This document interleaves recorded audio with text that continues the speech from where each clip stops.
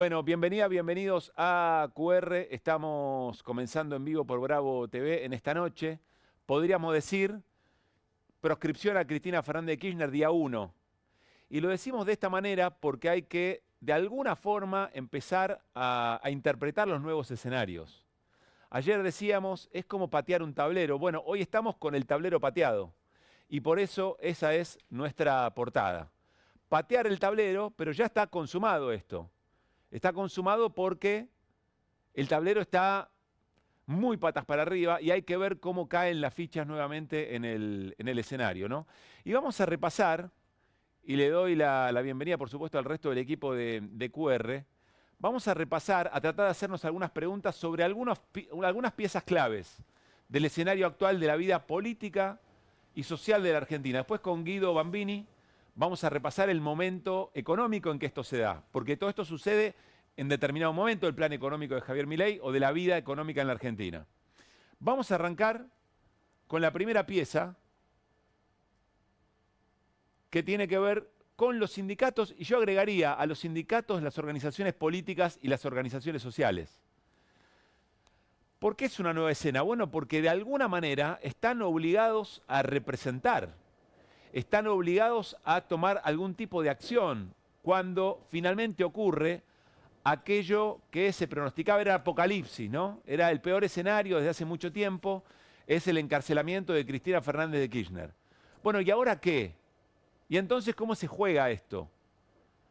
Los sindicatos tendrán que pensar, las organizaciones políticas y sociales, tendrán que pensar una manera de encarar la resistencia. Estamos hablando de sectores que entienden que Cristina Fernández de Kirchner es una líder política de un espacio amplio del campo nacional y popular. No necesariamente todos los sindicatos de parabienes con Cristina, con enfrentamientos históricos, pero uno entiende que tienen que estar observando la escena general, que es la capacidad de la Corte Suprema de Justicia, del Poder Judicial, dejando fuera de la cancha a la líder más importante que tiene ese espacio.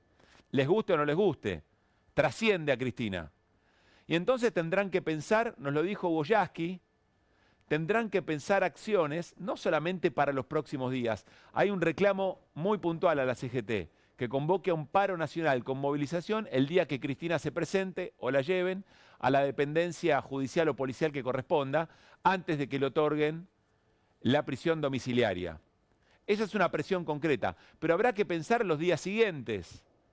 Parece ser un partido largo de cómo se va a orquestar efectivamente esa resistencia y que luego no termine en naturalizarse una escena, que sería el peor escenario. Esa responsabilidad recae, sobre todo, insisto, en las organizaciones sociales y políticas y también en los sindicatos. Vamos a ver otra ficha que hay que ver cómo cae parada en este tablero pateado. Es ni más ni menos que el peronismo. Porque el peronismo, ya sabemos, no es una sola cosa. Se jacta de su heterogeneidad. Para un sector del peronismo, como recién decíamos, es la peor pesadilla hecha realidad. Es la líder encarcelada. Es la reminiscencia a Juan Domingo Perón. Es la imposibilidad de elegirla. Pero además, insisto, hay un factor emocional muy importante. Entonces, para un sector del peronismo, es la oportunidad de la cohesión, es la oportunidad de resolver algunas diferencias, aunque su diferencia no fuera necesariamente el liderazgo de Cristina. Ahora, hay otros sectores dentro del peronismo, o que bien han estado históricamente enemistadas y no les gusta nada la posibilidad de que las conduzca, yo diría, Cristina y una mujer, pero sobre todo que han tenido actitudes durante el gobierno de Javier Milei muy colaboracionistas. Vamos a ver un par de mensajes emblemáticos de estos sectores que también son parte del peronismo. Por ejemplo, Raúl Jalil, el gobernador de Catamarca. La situación que atraviesa Cristina trasciende lo jurídico, tiene un fuerte impacto institucional. Excluye a una de las dirigentes con mayor representatividad del país, de la contienda electoral, y distorsiona la democracia. Bueno, hay otro ejemplo, que es el gobernador de Tucumán, Jaldo, que también se expresó en un sentido parecido. En mi carácter de vicepresidente del Partido Justicialista, Distrito Tucumán, quiero expresar mi solidaridad con Cristina, presidenta del PJ Nacional, en este momento difícil que le toca en lo personal y en lo político.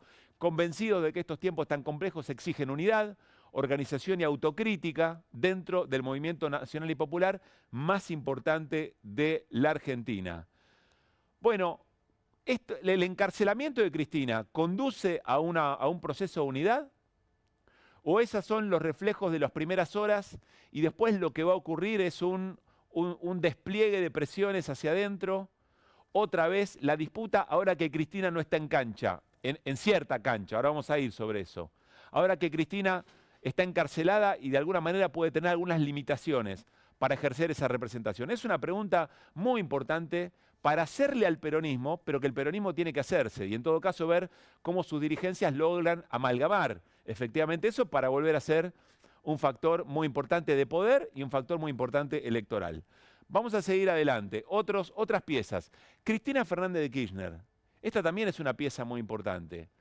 Hay una escena que resume cómo Cristina parece ser quizás la única que está viendo con claridad o que se prefiguró este tablero pateado.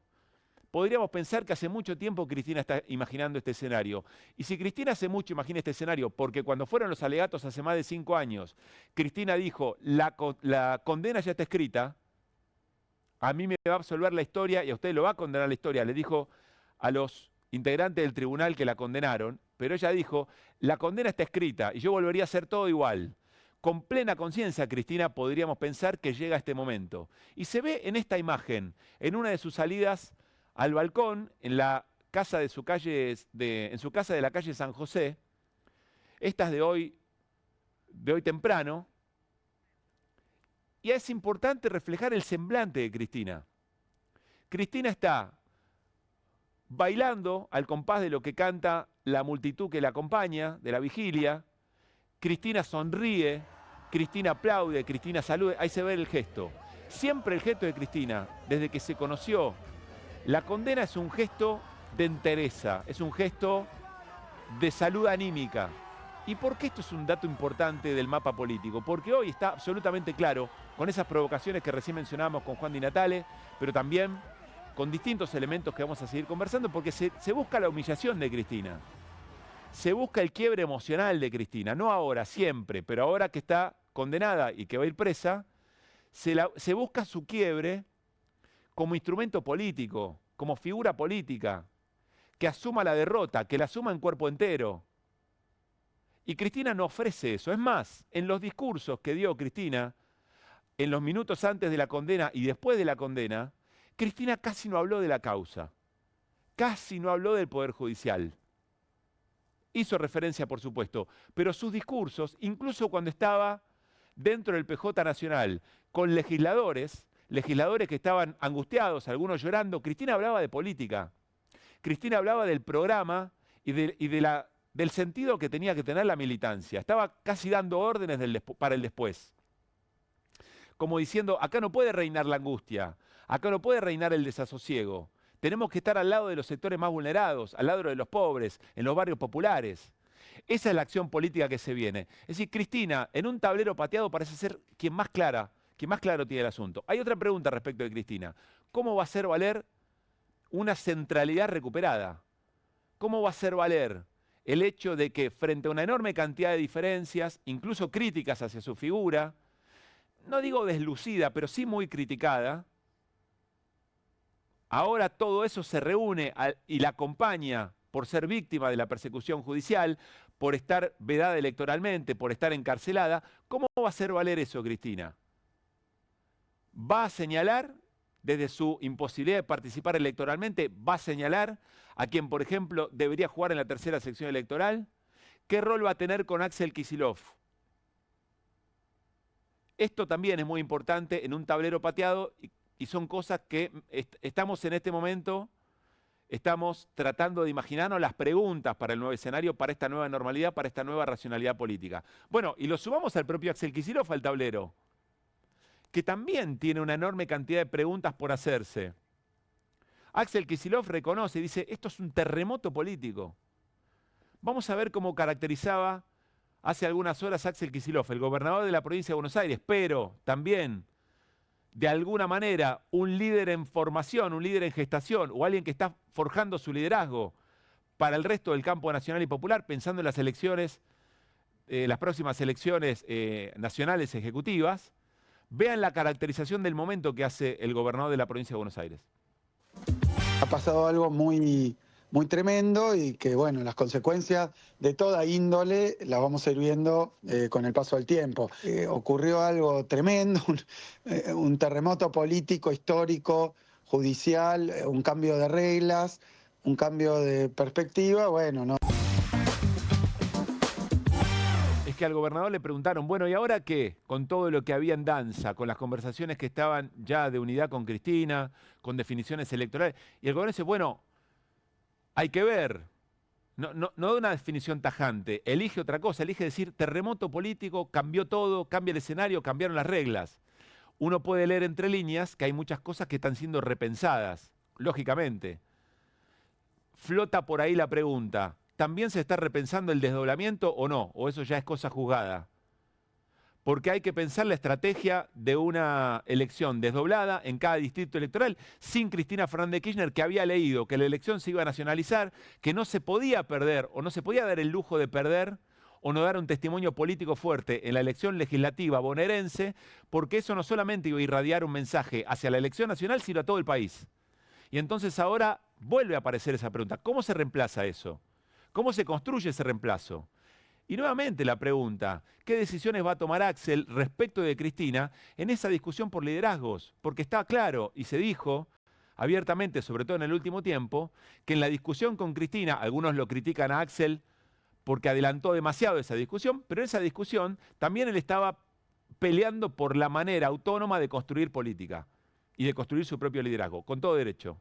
Bueno, ¿cómo caerá la ficha Axel Kicillof en este nuevo tablero pateado? Vamos a algo que estábamos repasando recién, las elecciones. Evidentemente también cambia sobre lo que va a girar el centro de gravedad de la elección, del mensaje de la elección, de la narrativa de la elección. Porque ahora Cristina Fernández de Kirchner, la máxima referente, la líder más importante política de la recuperación de la democracia hasta este tiempo, la referente más importante del campo nacional popular, está vedada, está proscripta, va a estar en la cárcel. Y entonces todo el relato electoral va a girar sobre eso. Hay quienes dicen el gobierno no lo quería porque no va a poder confrontar. Bueno, el gobierno va a poder decir, si ganan la elección van a querer indultar a Cristina. Y por supuesto el campo nacional popular tiene una razón muy importante, tiene un motivo para reunirse, tiene un motivo, hasta tiene un motivo para que haya una mejora en la participación electoral. Es muy probable que haya una mejora en la participación electoral, porque ahora toma otra dimensión, toma una dimensión histórica, con muchos espejos en el pasado. Entonces las elecciones también, como lo dijo el propio Axel Kicillof, parecen ya estar cortadas por otra tijera o por otras reglas. Veíamos lo que estaba pasando con los gobernadores de ese partido justicialista un poco más conservador, que rechazaban la conducción de Cristina, que acompañaban a Milei. ¿Qué van a hacer ahora? ¿Cómo van a hacer esos gobernadores en un clima electoral atravesado por la proscripción de una líder para conectar con esos sectores que tienen que representar también y que ante todo son peronistas? Un tema interesante. Siguiente ficha de este tablero ya pateado, diría yo, ¿no? El Poder Judicial. Sobra la palabra, ¿qué decir, no? Sobre el Poder Judicial. El Poder Judicial criticado en las últimas horas, no solamente por el campo nacional y popular, que entiende y lee que esto es una proscripción, que no es un fallo judicial, que es un fallo político, pero atención porque hay muchos sectores de cierto progresismo antikirchnerista, de cierto progresismo antiperonista, podríamos decir también, pero sobre todo antikirchnerista, que ahora descubre que el lawfare no era joda, que invitan especialistas, periodistas especializados en cuestiones judiciales, eminencias, abogados y abogadas constitucionalistas, que no necesariamente están afiliados a la cámpora, que le dicen la verdad que esto es una barbaridad, que toda la causa es una barbaridad. Para arrancar, porque todo el equipo, los 11 jugadores, jueces, fiscales, camaristas que condenaron a Cristina, todos los puso Macri, o todos tienen vínculo con Macri, o jugaron algo con Macri. Es muy difícil no verlo eso. Y algunos se están sorprendiendo y dicen, la verdad, yo no creía que esto iba a pasar, no le creía que estaba Cuando ella decía que era perseguida, que había lofer, no le creía porque todos dicen lo mismo. Bueno, la encarcelaron y ahora se sorprenden. Tarde, tarde. No para Cristina, para la convivencia democrática, para el juego democrático, tarde. Entonces hay ciertos sectores, insisto, de un progresismo con muchos pruritos respecto del peronismo y del kirchnerismo que ahora se están preguntando, como Bertolt Brecht. Primero pensé que era solamente contra los kirchneristas, después ahora son los zurdos, los comunistas, un día van a venir por mí, que soy progresista y que no le hago mal a nadie. En algún momento van a molestar mis opiniones también, ya están molestando, ¿no? Porque este es un gobierno que les dicen sobrado sobre todo a esos sectores. Pero además dentro del Poder Judicial aparecen voces muy importantes. Por ejemplo, la de Alejandro Slokar, que es un camarista federal de la Cámara de Casación Penal, la instancia judicial más importante en lo penal. Y escuchen con atención lo que dice Alejandro Slokar en público, ¿eh? No en off, no en una reunión privada, no en una opinión privada. Lo dice públicamente, escuchen. Yo diría que la muerte civil, que es la revisión precisamente de esta inhabilitación al derecho romano de la expresidenta, fue una exigencia al Fondo Monetario. La cancelación electoral de Cristina Fernández de Kirchner obedece a presión del Fondo Monetario Internacional. ¿Por qué lo digo así? Porque el último párrafo que se le aplica en la sentencia del artículo 174 del Código, que dice que si el culpable fuera funcionario público, sufrirá inhabilitación especial perpetua, es una reforma del año 2002 que derogó la ley 20.840, conocida como Ley de Subversión Económica, del año 74. A partir de la coacción del Fondo Monetario, que exigía en un pliego de condiciones precisamente la derogación de esta ley y de la ley de quiebras, en función de la siempre mentada seguridad jurídica. Y en mayo del 2002, en una de las sesiones más negras que se recuerdan del Congreso, se consiguió derogar la ley de subversión económica y cumplir con la exigencia del fondo. Si nos está mirando debe estar muy contento Alejandro Slokar con la producción, una foto muy jovial recuperaron. Pero no es ni más ni menos que un juez federal diciendo la condena de Cristina está vinculada con los intereses del Fondo Monetario Internacional. No es poca cosa, créanme. Ahora, también debería llamar la atención, la situación en este tablero pateado, a los sectores del Poder Judicial que creen que tienen vocación de justicia, que confían en que en algún momento el Poder Judicial podrá tener mejor consideración por parte de la ciudadanía y que no está para seguir los intereses de las grandes corporaciones económicas, del poder real en un país o eventualmente de los poderes internacionales. ¿Dónde están? Si hay una oportunidad para que otra vez jueces y juezas, integrantes del Poder Judicial, que por supuesto tienen miedo por sus carreras, por supuesto tienen miedo por la crítica de los medios de comunicación, pero si hay un momento para jugarse la ropa, es este, ¿eh? No por Cristina, no se confundan. Le van a decir que es por Cristina y a ustedes eso le da miedo, pero no es por Cristina. Es por respeto a lo que usted le dedica a la vida. Es por la vocación. Es porque saben, con mucha certeza, tienen mucha certeza, de que esto que ocurrió es un papelón y no tiene que ver con darle impunidad a personas corruptas. ¿Quién quiere eso? Nadie quiere eso. Nadie toleraría eso. Pero ustedes saben perfectamente leer todo lo que ocurrió en este caso. Mejor que cualquier sector de la sociedad. Es momento de alzar la voz. Nos estarán viendo y dirán, claro, ahí está el clásico, anímense y vayan, o animémonos y vayan. No. La verdad es que no. Nos jugamos la ropa, ¿eh? No ahora solamente. Nos jugamos la ropa, habitando los márgenes de las discusiones políticas habituales que se pueden dar en un contexto como el actual en la Argentina. Y ustedes tienen mucho poder, tienen capacidad, tienen espalda. Y si no, hombro con hombro. En algún momento algo parecido sucedió con Justicia Legítima. El nuevo tablero también, o el tablero pateado, también abre preguntas sobre el Poder Judicial.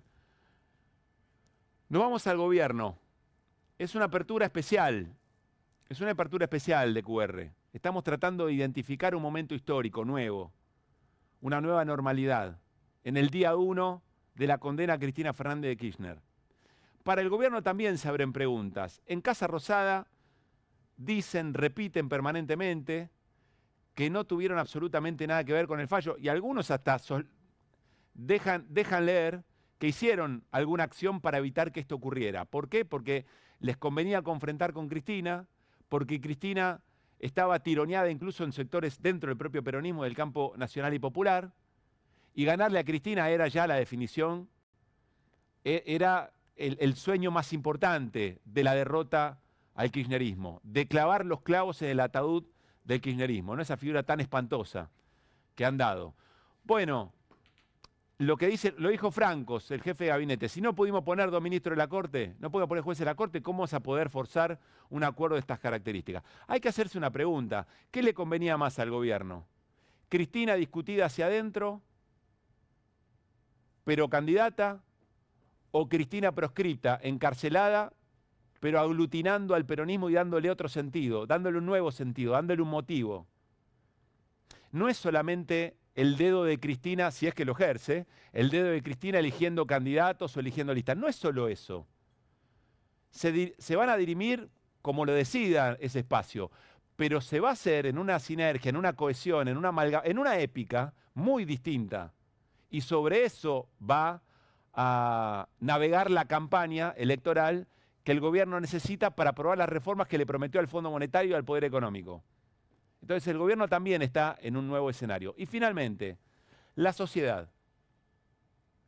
Este quizás es uno de los puntos más urgentes por cosas que estamos viendo en este tiempo. En un rato nos vamos a detener en lo que dijo Espert, en lo que les conté de este diputado nacional, que hoy una diputada libertaria le pasa por al lado y le dice, están llorando a su santa, ¿eh? Y el diputado diciendo, la verdad me dio ganas de contestar, me dio ganas de responder. Pero lo cierto es que ninguna movilización en la Argentina a partir de ahora va a ser igual a las anteriores, ninguna. Porque además de la situación social de cada sector, de la situación económica, quise decir, de las consecuencias del ajuste, además hay un motivo mucho más profundo, que es sentirse tocado, pisoteado, herido, su posibilidad de elegir representantes libremente. Y la emocionalidad que confiere, y en la historia que tiene este país de líderes proscriptos, todo eso va a estar muy a flor de piel. Hoy lo pudimos ver. Yo quiero compartir con ustedes algo que pasó hoy en la movilización de jubilados y jubiladas, que en un momento giró hacia la Plaza de Mayo. Fue muy llamativo. Es cierto que era policía de la ciudad, no era el operativo de la Fuerza de Seguridad que conduce Patricia Bullrich. Pero miren eso, yo nunca vi una cosa así. La gente marchaba hacia Plaza de Mayo y marchaban cuerpo a cuerpo con la policía que los iban siguiendo. Donde había un policía era un punto de tensión con los manifestantes. Y en un momento los manifestantes empezaron a cantar "La calle es nuestra". Todas las movilizaciones de ahora en adelante van a tener casi como telón de fondo la escena de Cristina Fernández proscripta y encarcelada. Y lo van a sentir, no como se ven las banderas ahí, no solamente el kirchnerismo, la cámpora, el peronismo, también el trotskismo va a ser esa bandera propia, como lo hizo ayer y se manifestó. Eso es muy importante. Entonces,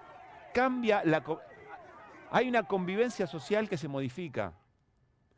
En cualquier conversación política cotidiana hoy, aunque no fueran personas politizadas, y por todo el prejuicio y el odio que se viene generando contra la figura de Cristina Fernández de Kirchner, en cualquier ascensor, en cualquier verdulería, en el taxi, en algún momento aparece alguien que dice, qué bien que esta tipa está en presa, ¿eh? Qué bien la chorra presa. O alguien que dirá, qué bárbaro, cómo persiguen a Cristina. Y alguien puede reaccionar porque los ánimos están muy caldeados y porque se da una tormenta perfecta. Una sociedad ajustada y un gobierno que usufructuó perfectamente el odio que se viene inoculando en la sociedad hace mucho tiempo para ganar elecciones, para acumular política. Y a todo eso, la líder presa. Imposible que salga bien. Es momento de enormes responsabilidades, enormes responsabilidades. La primera de quienes hoy sienten que ganaron algo. Y no lo están ejerciendo, por lo menos las primeras horas están haciendo todo lo contrario. Solamente está faltando que alguien grite viva el cáncer. No hace falta pronunciar la frase taxativa. Se puede decir lo mismo de un montón de otras maneras. Mucho cuidado con eso. Porque este país lo habitamos y lo vamos a seguir habitando todos y todas, pensemos como pensemos durante mucho tiempo, y nuestros hijos y nuestros nietos también. No es justo. No es justo que nos hereden el odio. Arrancamos QR con este tablero pateado, con muchas voces, con muchas opiniones, y arrancamos como siempre con las voces del día.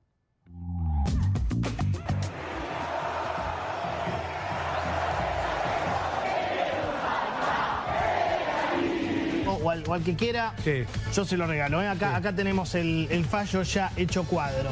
Todavía no voy a tomar del pico el champán porque todavía no se efectivizó la detención. Una culminación de años de campañas sistemáticas de todo el poder económico, mediático y de jueces con dirigencia política contra Cristina Fernández de Kirchner. Si vos le estás hablando a un tribunal que te está tomando mate del Liverpool, entonces pensá muy bien qué escenario tenemos. Es una técnica en todas las sentencias de lawfare de toda nuestra región. El modelo de eso es la condena por el caso sobornos a Correa. Que no solo están robando la libertad a Lula, la reputación a Correa, en este caso también la libertad, los derechos políticos a Cristina. Les están robando a todos la democracia.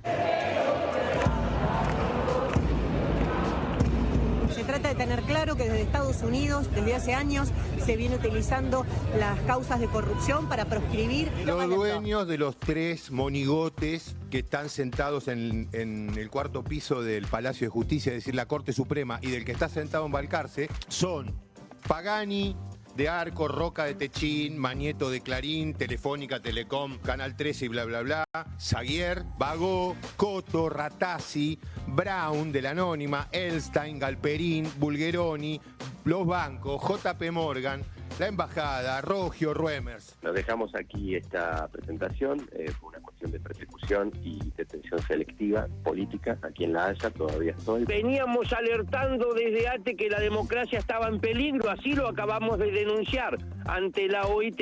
Esta resolución rompe la paz social en la Argentina. Va a depender mucho de todos nosotros, de la organización. Siempre hubo un tiempo en que el pueblo triunfó.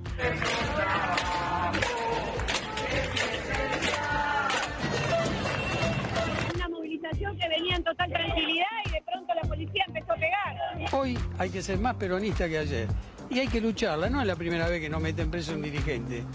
Nada más que esta es extraordinaria.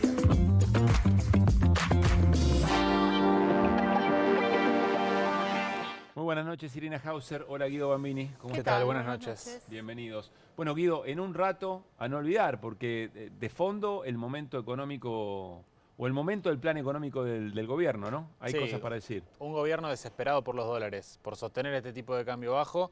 Y también vamos a hablar un poquito de la inflación, ¿no? El dato que sale mañana, que probablemente lo venda como un gran gol. El gobierno, hay algunos asteriscos. Bueno, atención con lo que nos trae Irina Hauser, que es el efecto que tuvo la presión mediática, todo el manoseo del fallo de la Corte sobre la propia Corte para tomar la decisión respecto del fallo. Irina. Bueno, lo suponíamos, pero esto no estaba confirmado. Y además, viste que yo te venía diciendo que había que tomar con pinzas la cuestión del día, sí, ¿no? Un día te dicen que sí, otro día te dicen factor sorpresa. Bueno, este martes, que se dictó finalmente la sentencia, los Supremos se reunieron en un acuerdo, cosa que no está siendo muy frecuente, que se junten y se vean las caras. Que se reúnan en presencia, digamos. Sí, sí, porque como hay tanta tirantez entre ellos, no se juntan tanto. A veces hacen algún Zoom o hablan por separado. Carlos Rosenkrantz y Ricardo Lorenzetti hablan muy poco, hablan lo mínimo indispensable. Bueno, tuvieron su acuerdo a la mañana. Y después de eso, parecía que, bueno, quedaba postergada la decisión. Cada uno seguía armando su voto. Estaba claro a esa altura que estaban de acuerdo en cuál era el resultado de lo que iban a firmar, pero Rosenkrantz seguía pidiendo que no se sacara el fallo ahora. Que es la información que vos tenías, sí, y es lo que nos contó lo Zaffaroni. Zaffaroni. Porque en realidad no era que él no estaba tan seguro de querer entrar al fondo de la cuestión, pero planteaba dudas sobre sobre sacar la sentencia antes de que Cristina tuviera la posibilidad de postularse. Esto era lo que él planteaba. Sí, tenía una mirada política sobre eso, evidentemente. Él que parece ser el más técnico tenía una... Yo creo que todos tienen una Por mirada supuesto. política, lo que sucede es que cada uno acá hizo su juego. Ahí hay dos peronistas, ¿no? Horacio Rosati, supuesto peronista, no sé. Horacio Rosati, que hasta ha sido integrante del gobierno fue funcionario del gobierno de Néstor Kirchner. Y, bueno, Lorenzetti siempre se dijo peronista. Y estaban con un gran ánimo de sacar la sentencia. Y Rosenkrantz, bueno, planteaba muchas dudas sobre eso. Incluso decía ¿Vos te acordás, que... perdón, Iri, te acordás que Zaffaroni nos dijo otra cosa? Cuando yo estaba en la Corte, era ministro de la Corte, y se nos traspapelaba algo, o había una fecha, claro, una filtración de alguna fecha, nosotros tomamos la decisión de patearlo para adelante. Postergaban, exactamente. Como diciendo, a nosotros no nos van a presionar, acá mandamos nosotros. Claro, no solamente eso, sino lo que decíamos ayer, que es que la Corte siempre procuró, y esto ha pasado en Comodoro Pi también, pero se fueron distorsionando las formas mucho durante los últimos tiempos. En una etapa en un año electoral, en general no se sacan decisiones de alto impacto político. Esto ha sido costumbre. Bueno, ¿qué pasó? Nosotros veníamos mostrando la colección de notas, de expresiones públicas, de distintos medios de comunicación, sobre todo desde el Grupo Clarín y el diario La Nación, los más interesados en que esta sentencia saliera pronto, ponían la fecha del 19. Rosenkrantz incluso decía, el tema no es el 19, o sea, el 19 se presentan las candidaturas, el tema es la fecha de las elecciones. La inmunidad se adquiere en ese momento, cuando el pueblo te vota, ¿no? Bueno, apareció al mediodía Rosati convocando sorpresivamente... Estamos hablando del mediodía de ayer. El martes, ayer. Sí. Al acuerdo. No se lo esperaban los demás. Esto fue inesperado. Pero está claro que fue producto, y lo entendieron así los demás, que fue producto de todas las presiones, incluso desde el día anterior. A ver... Es muy buena la información de Irina, porque nosotros podemos sospechar esto, podemos leerlo entre líneas, pero una cosa es deducirlo y otra cosa es la certeza de que esto efectivamente fue así, y lo está contando Irina Hauser. Hace un rato veíamos en las voces del día a Jonathan Viale con un champán. No, ese era Feynman. Ah, Feynman. Sí, Jonathan Viale tenía un cuadrito. Ah, el cuadrito, perdón. Feynman con el champán, sí. Jonathan Viale con el fallo, pero el día anterior había estado diciendo, por favor, trabajen. A ver, vamos a repasarlo. El día anterior, el lunes. No enojarse a los muchachos de la Corte, trabajen. Solamente eso. Mirá. Son muy sensibles, muy sensibles. Laburen mañana, el jueves. Laburen, muchachos. Vamos, activen. Ves a Ricardo, ¿no? No. Exactamente todo lo contrario. No venía por ese lado. Pero ustedes saben. Te hago una pregunta. Vos conocés la Corte. Sí. Ya has dicho que estás viendo cosas que nunca habías visto en tu cobertura de la Corte. ¿Que a la Corte le chasqueen los dedos por televisión? Mamita, hay que dejarse humillar así, ¿eh? Bueno, entre eso, que Morales Solá le puso la fecha, que Daniel Santoro acompañaba, incluso planteaba el factor sorpresa a Daniel Santoro en el diario Clarín. Esta es la del 1 de junio, esta es la primera que nosotros mostramos y leímos completa, ¿no? La del 1 de junio de Morales Solá. Sí. Que decía, qué mal quedará la Corte si llegan a permitirle a Cristina que efectivamente sea candidata. Sí, prepárense porque los van a ir a buscar, ¿no? Este era un poco el planteo que lo reiteró en sus columnas. Bueno, de esto hubo mucho. Mensajes del empresariado también, hasta en el día de hoy, de todo. Porque quieren que vaya presa ya mismo, ¿no? Bueno, todo esto surtió efecto. No estaba previsto que saliera el fallo el martes. No estaba previsto esto.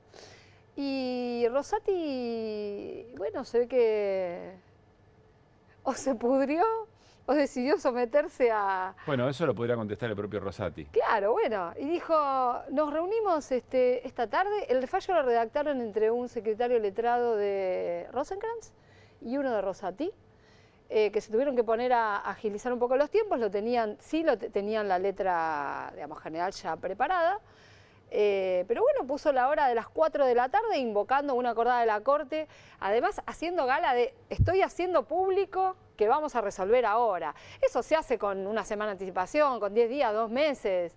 Explica eso un poco mejor. ¿Cómo sería? En la convocatoria que hace Rosati, sí, que dice hoy a la tarde nos juntamos.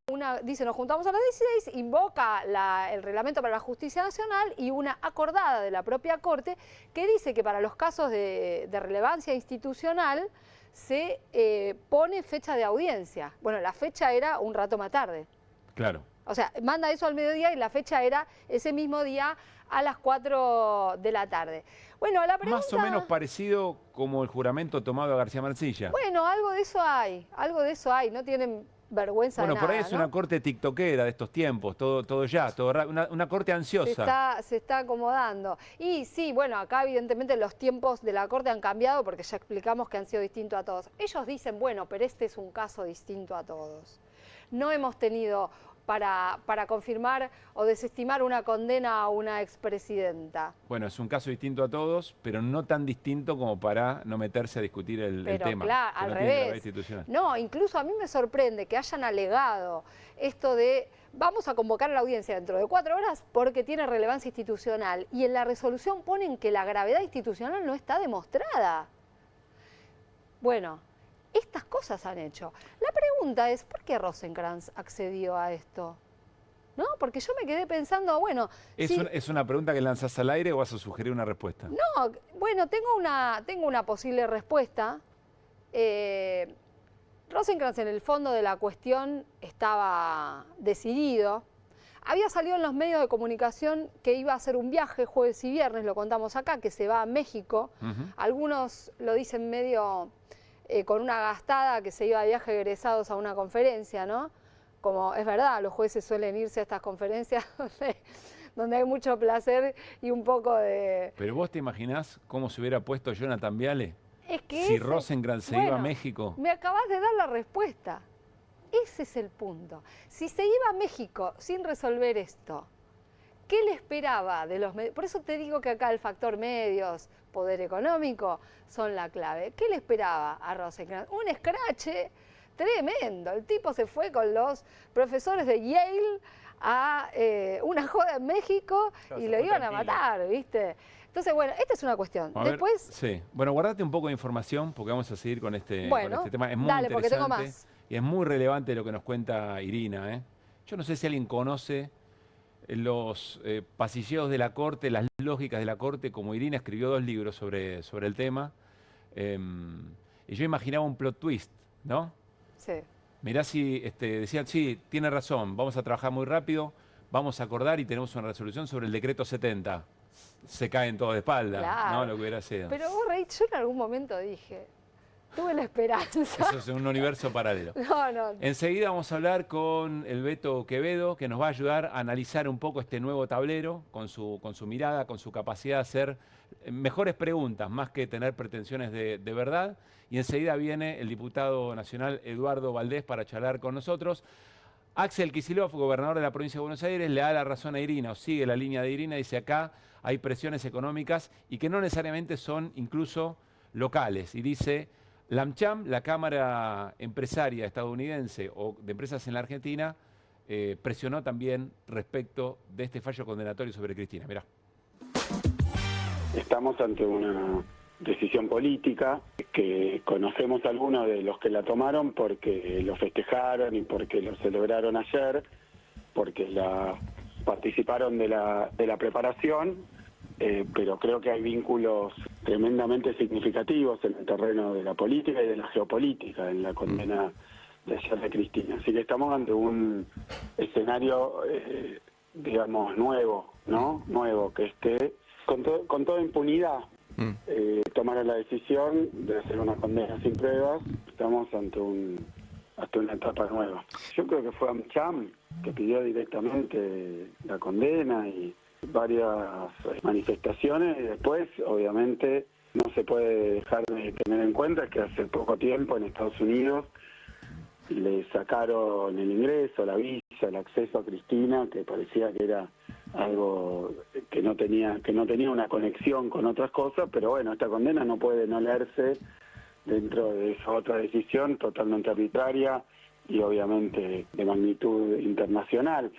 Entendamos que hoy la derecha, la ultraderecha, se ha convertido en una especie de club transnacional del que Milei forma parte.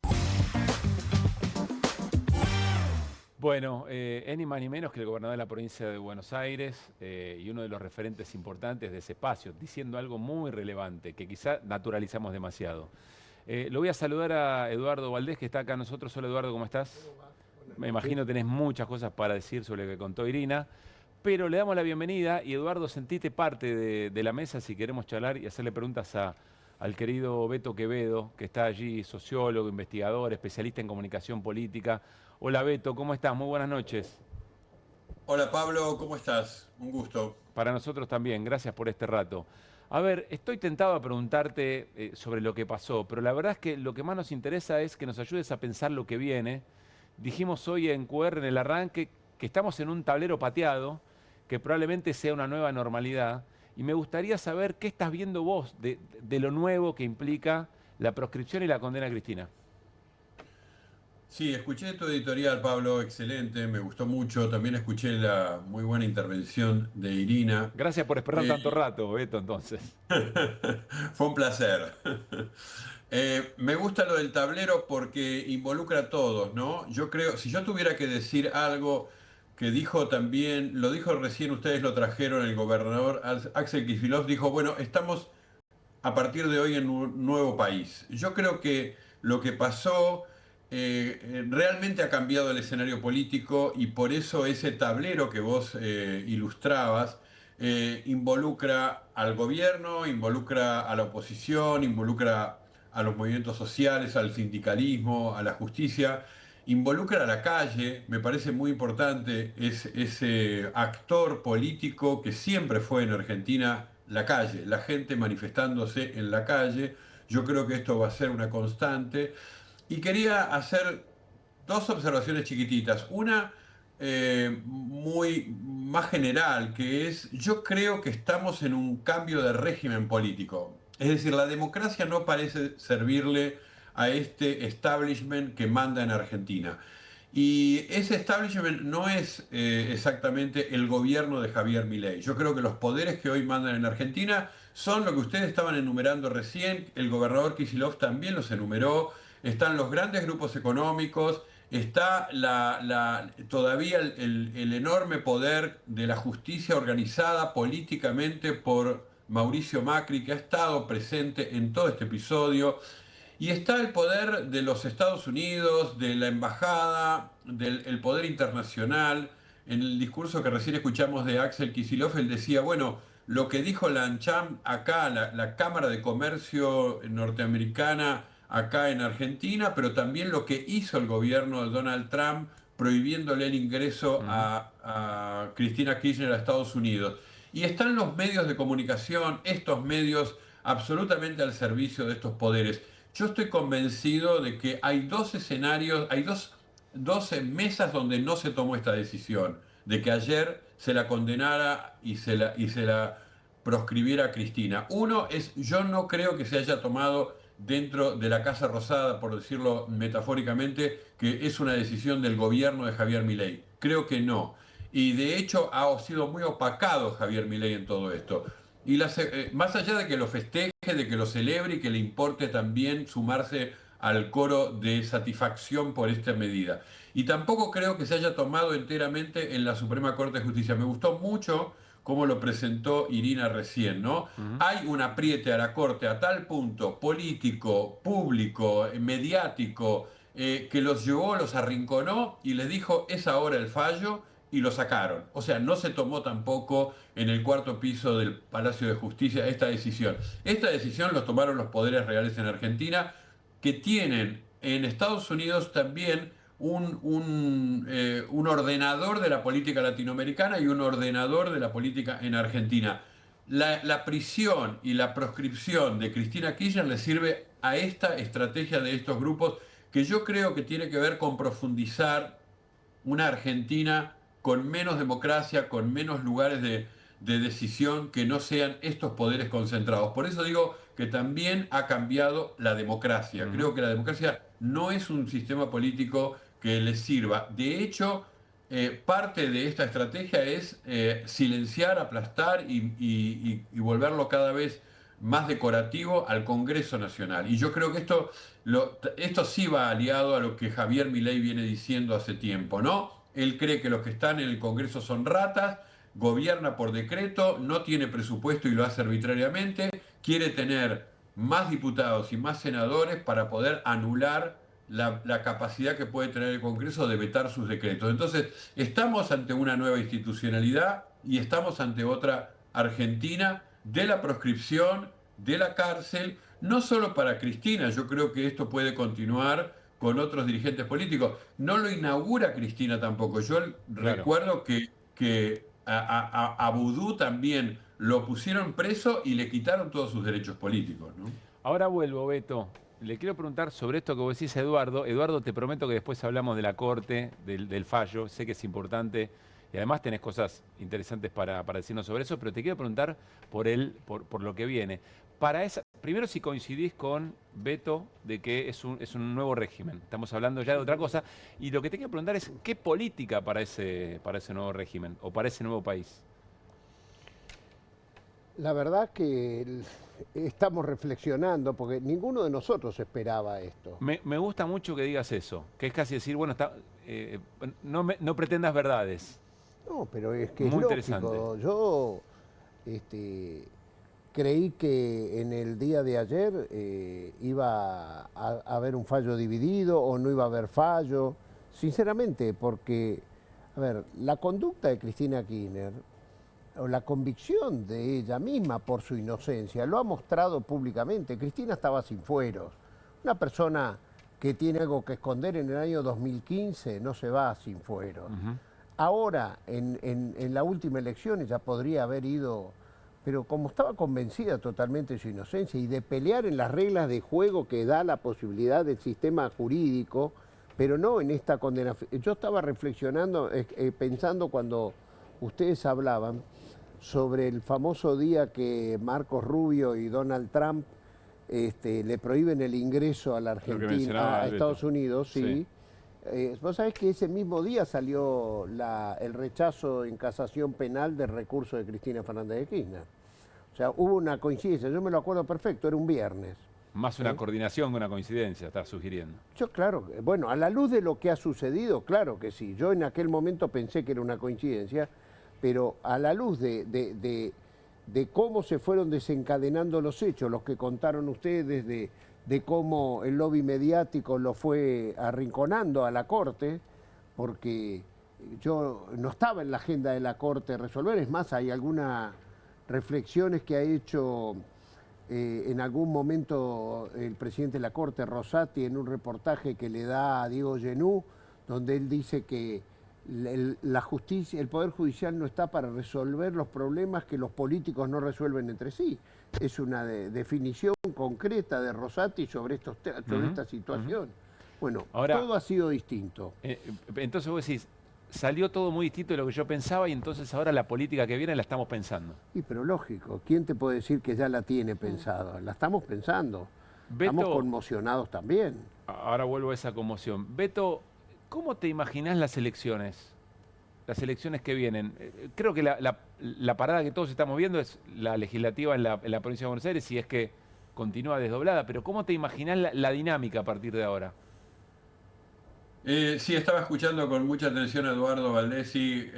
Me parece muy bien, Eduardo, lo que has planteado de que estamos en un momento que hay que pensar y que no es fácil tampoco predecir qué es lo que va a ocurrir, ni en la política, ni en las calles, ni en lo institucional, y menos en octubre. Yo creo que esto cambió mucho octubre, y voy a dar los dos grandes polos de octubre. A ver. El gobierno de Javier Milei tenía una estrategia para octubre que era concentrar todo su aparato electoral bajo el dilema de kirchnerismo o libertad, ¿no? Y así instalar un clima electoral que era como derrotar a Cristina Kirchner en la provincia de Buenos Aires, pero al kirchnerismo a nivel nacional. Bueno, esto le ha hecho cambiar un poco las cosas y esto le da a otro desafío a La Libertad Avanza y me parece que los descoloca un poco respecto de lo que era su estrategia.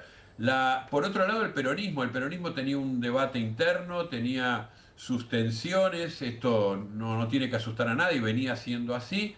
Yo creo que el peronismo hoy tiene que repensar cuál va a ser su postura tanto electoral en cada uno de los distritos como cómo se va a plantear la campaña. Es decir, va a ser una campaña, me parece, mucho más de calle y de manifestación pública y de poner en evidencia lo que significa tener a Cristina Kirchner proscripta y presa, que una campaña de Twitter, que una campaña virtual. Creo que además los dirigentes van a tener que encontrar mesas de diálogo y mesas de encuentro, porque tienen el otro gran desafío, las dos fuerzas que se van a enfrentar en octubre, que digo, oficialismo y oposición, que es cómo se desafía al ausentismo. Si hay algo que ha caracterizado las elecciones que hemos visto hasta ahora en Argentina, es siempre el ausentismo fue un tema. Bueno, para que el ausentismo no sea un tema en octubre, va a haber que hacer una muy buena movilización y convocatoria a que hay algo de la democracia que tenemos que salir a pelear todos, y que parte de eso es poner los votos en las urnas, militar la calle. ¿Vos crees que la situación puede alentar una mayor participación electoral?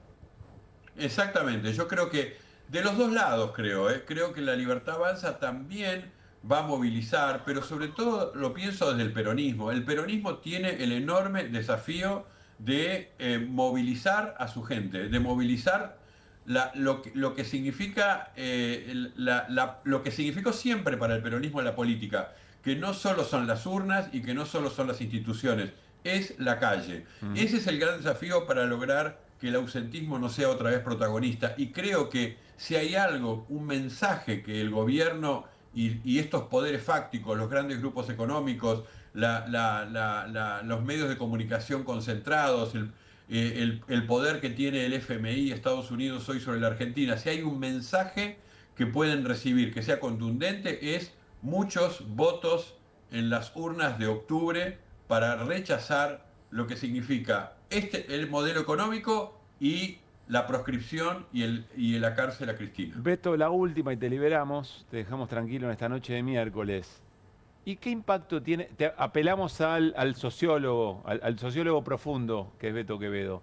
¿Qué impacto tiene esto que ocurre con Cristina en la cotidianidad de nuestras diferencias cotidianas, en la vida de nuestras diferencias cotidianas? Si es que la tiene, si es que crees que cambia algo. Sí, dijiste algo en tu editorial que yo lo quiero retomar, Pablo. Yo te escuchaba con mucha atención porque es un temor que todos tenemos, que es lo que significa la grieta cotidiana, la grieta de la calle, la grieta del mercado, la grieta de cuando me subo a un medio de transporte, la grieta cuando charlo con un taxista, la grieta de una sociedad que fue llevada a un enfrentamiento donde todo está al borde de la exasperación. Esto que contabas del diputado que dice, bueno, me provocó una colega, otra diputada, y tenía ganas de reaccionar. Esto puede ocurrir, y esto me parece que es un muy nefasto consecuencia de un gobierno y de un establishment que por ahora lo que sostienen es que nosotros tenemos más armas, que nosotros tenemos la fuerza y que nosotros tenemos la violencia. Y me parece que las escenas que hoy vimos y que vamos a seguir viendo de mucha violencia de la policía, mucha represión, muchos palos a los jubilados, muchas calles controladas, yo creo que es la otra pata que tienen estos poderes para disciplinar a la sociedad. Y eso me parece que puede producir más irritación. La Argentina tiene muchos antecedentes de que la represión, los golpes, las balas, no amilanan a la gente. El ciudadano, las ciudadanas saben que tienen que igual poner el cuerpo. Lamentablemente, en el contexto que estamos, la violencia forma parte nuevamente del lenguaje político de esta época, y creo que eso fue uno de los pactos democráticos que se rompió de lo que veníamos trayendo desde 1983, que es dejar afuera la violencia de la política. Sin embargo, acá está otra vez, ¿no? Beto, abrazo grande, gracias. Gracias a ustedes, un abrazo a todos. ¿Y cómo impacta esto en las diferencias del peronismo a partir de ahora? ¿O eso también está por verse, Eduardo? Yo creo que al contrario, creo que una de las cosas que más, dentro de toda esta tristeza que genera la situación del fallo de la Corte, por imprevisible, por absolutamente injusto, fue ver ayer cómo nos reencontramos todos los compañeros en el Partido Justicialista. Antes de ayer y ayer estuvo presente el gobernador Axel Kicillof junto a Cristina Fernández de Kirchner, y estaba todo el Consejo Nacional del Partido Justicialista, los presidentes de los partidos provinciales del Partido Justicialista, los gobernadores que inclusive hicieron uso de la palabra, el gobernador Quintela, el gobernador de La Pampa, me parece, con la presencia de Axel Kicillof allí, me parece que en ese aspecto el efecto ha sido contrario a lo buscado, cosa que está muy bien. En la unidad nuestra está la fortaleza. A los gobernadores que han trabajado aliados de Milei, ¿les crees la preocupación? ¿Les crees que van a tener una predisposición distinta respecto de esto que pasó a partir de ahora? Ya, yo leí el comunicado que firmó Jaldo hoy de Tucumán, para decirte, y lo vi sentido al comunicado. Bueno, yo siempre tengo obligación de construir esperanza, y bueno, quiero creer que lo que dijo el gobernador de Tucumán es cierto, porque si no, ¿para qué lo escribió? Porque podría no haberlo escrito. Si hubiera puede querido estar bien, obligado, si es parte del peronismo, se debe sentir mínimamente obligado. Bueno, no sé, porque también está el otro, hacete amigo del juez, no le des con qué quejarse, y lo que escribió él y otros, no lo bien predisponen con el poder omnímodo que hoy tiene este triunvirato en la Corte Suprema de Justicia. Irina, ¿con qué información más te quedaste de la Corte? Bueno, alguna explicación que tiene que ver con esta decisión de Rosenkrantz de firmar, aunque no estuviera de acuerdo con la fecha. Son excusas más bien, pero que pueden explicar su posición puertas adentro. Ya dijimos la del viaje. Esa es muy fuerte, claro. ¿Qué hubieran dicho si se iba al viaje? Evitar el escrache por una postergación por este viaje. Yo creo que además estaba todo dado de manera tal que mucho más no la iban a poder estirar, entonces a él tampoco le cambiaba demasiado el escenario. Pero también él dice una cuestión que tiene que ver con la relación con sus colegas, que es que cuando él era presidente de la Corte, por ejemplo, llamó a un acuerdo de la misma manera que lo hizo Rosati para decidir qué pasaba con la presencialidad en las aulas. ¿Se acuerdan? Sí, claro. Bueno, que fue una decisión que generó, mucha convulsión políticamente, plena porque, pandemia, claro, en plena pandemia, y que, bueno, sus colegas se lo aceptaron, ¿no? Entonces, que él no tenía derecho a cuestionar. No se le podía retobar a Rosati. No se le podía retobar, porque ya... Y otra vez lo mismo cuando se discutió algo sobre los jueces trasladados, los de la Cámara Federal. Sí. Salió un fallo sobre esa cuestión, un plenario que había convocado él, de la misma manera, ¿no? Con esto diciendo hay un tema de importancia institucional, nadie se le retobó. Entonces, bueno, un poco el argumento es ese. Digo, para que se entienda cuáles son las lógicas que se manejan adentro de la Corte. Eso era básicamente, y poner el énfasis, lo que faltaba contar, ¿no? Pero queda claro con el relato que recibo que esto fue producto de las presiones, no hay ninguna duda de que salió así. No es que no iban a confirmar la condena. Sí, está claro. Pero no iba a ser este martes, no iba a ser ayer. Eduardo, estuviste con Cristina ayer, ¿cómo la viste? Y ella siempre está fuerte, ella nos da fortaleza a nosotros. Estaba más fuerte ella que ustedes. Y la verdad que a veces sí, hay momentos que sí.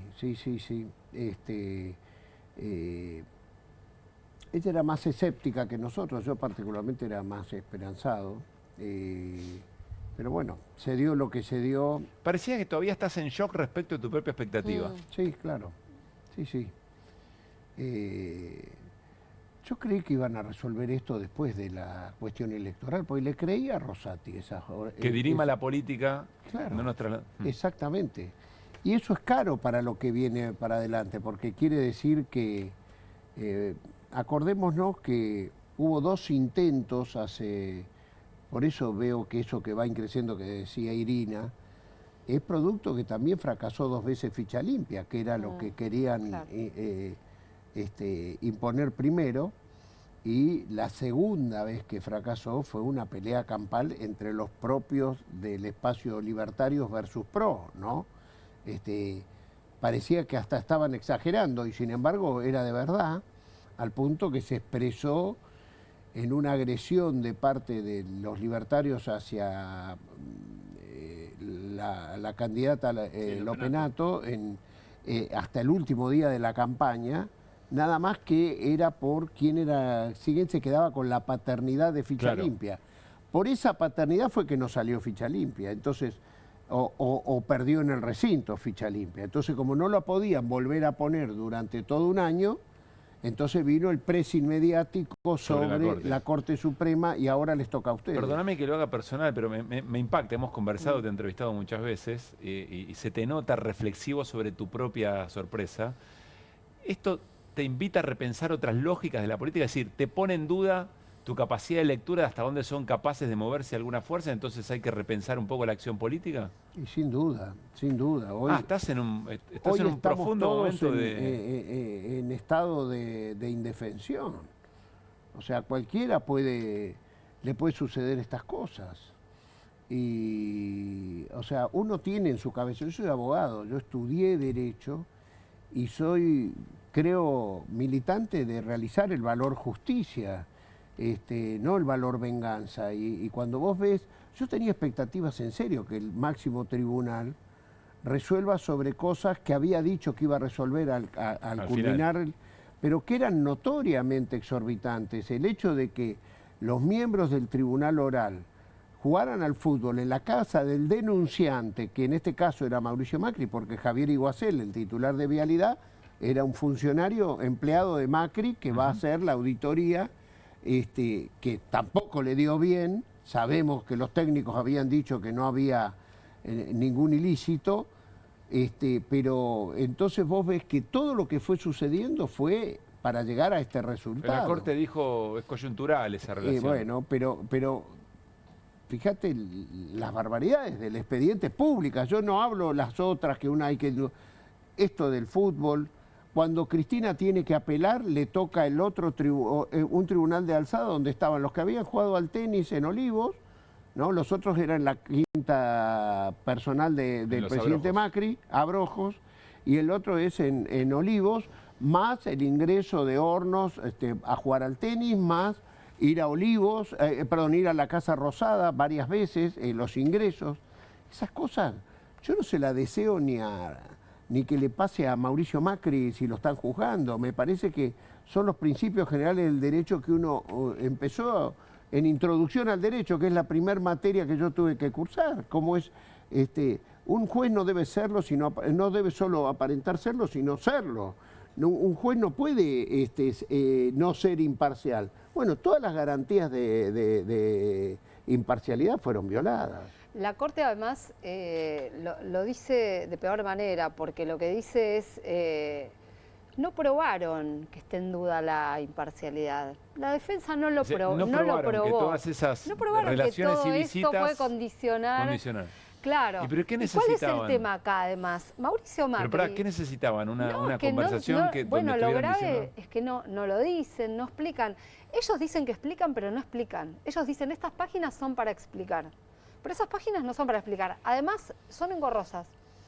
Vos sabés que hoy hablaba con un colega, porque dije, ¿fue a mí que me costó leerla porque estaba impactada por la decisión o a vos te pasó lo mismo?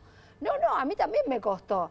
Son engorrosas, no son... un lenguaje enrevesado. No son lenguaje, el famoso lenguaje claro con el que queremos contar a la sociedad lo que resolvimos.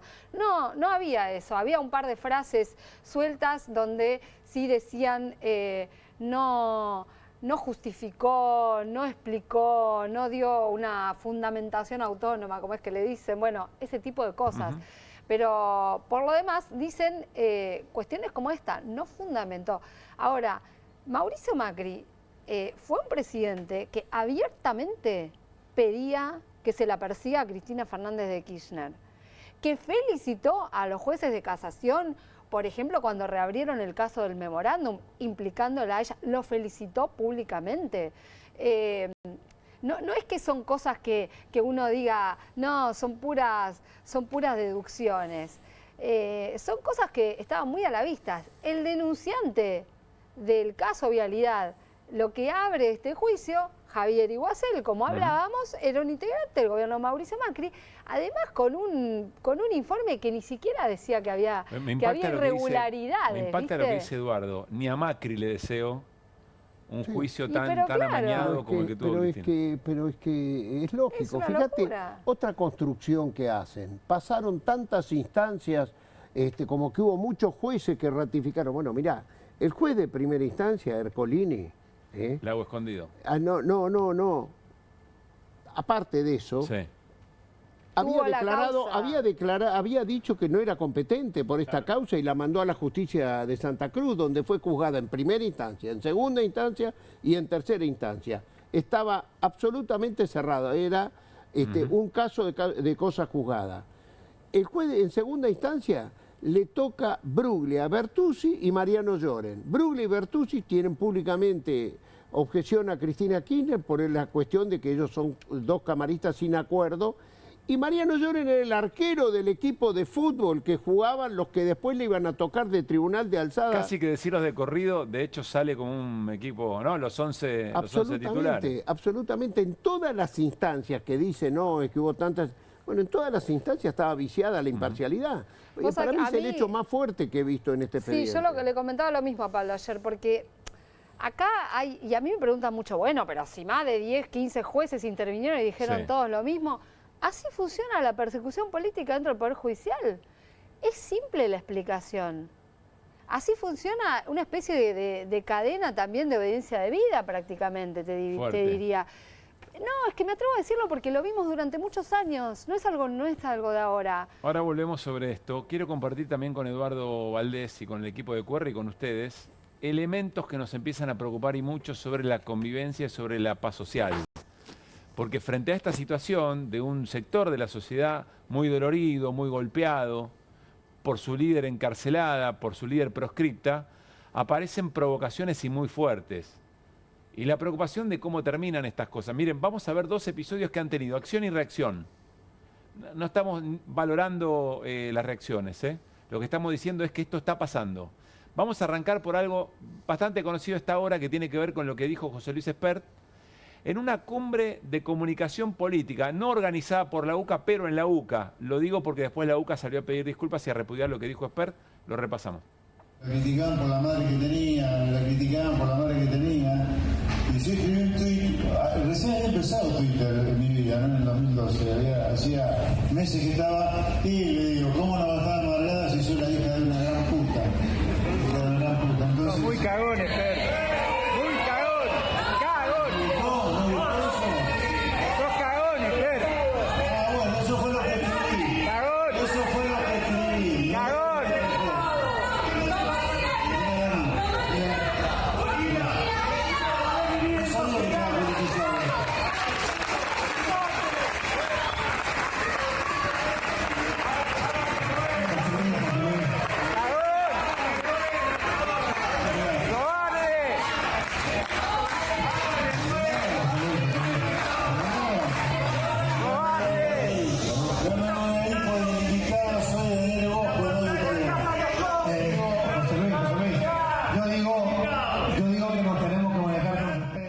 Bien, esa es la escena. Algunos dicen que después se tuvo que ir Experto, que se quedó. Está Boñac ahí, ex gobernador peronista, ¿no? Sí, Martín Yesa también estaba, diputado nacional. Bueno, había otras personalidades que en ese momento, por lo menos en ese momento, no dijeron nada. Pero más allá de eso es la provocación de Espert sobre un tuit que había escrito respecto de Florencia Kirchner, pero esto fue en las últimas horas. Es decir, esto es ahora, en este contexto. En aquel contexto también era tremendo. Y eventualmente esas cosas explican a Milei también, ¿no? 2014 creo que era el tuit. Miren ustedes de dónde viene el trabajo del odio para la acumulación de política. Bueno, pero también hay reacciones. Horacio Pietragala, nieto recuperado, funcionario de Derechos Humanos, miren lo que dice. Che, pedazo de cagón, expert, cuando quieras en Segurola y Habana. Le contesta. Y hoy pudimos entrevistarlo en la radio con nuestro compañero Fabián Waldman. Estaba Horacio Pietragala en la puerta de la casa de Cristina. Le preguntamos sobre eso y miren lo que contestó. Claro, la verdad que es un salame, perdón que lo diga así, pero es un pancho terrible, que se hace guapo con la compañera, ya tuvo varios términos en este sentido y lo conozco bien y bueno, sé que es un chabón que solo verbaliza, bueno, sí, la verdad que a uno en estos contextos le da gana, ¿no? De que demuestre realmente sombría. Pero bueno, sabemos que eso no va a suceder, sería lindo, pero no va a suceder. Sería lindo con pautas, todo, digo, la verdad que me encantaría.